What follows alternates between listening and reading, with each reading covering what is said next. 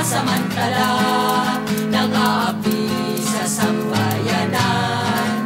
Kapit-bisig nating wasakin, kapangyarihan ng kahaman. Kababaihan ay lalaya sa paglaya ng bayan. Liwaksi ang haka-hakang kababaihay mahina. Mayroon tayong isip at lakas, tulad ng ating kapwa. Nakararaming kababaihan, nabibilang sa mga nilikha.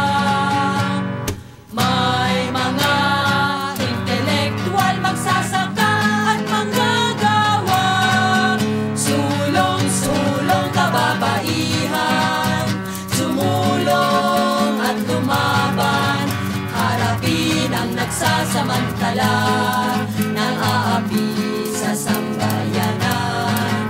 Kapit-bisig nating wasakin, kapangyarihan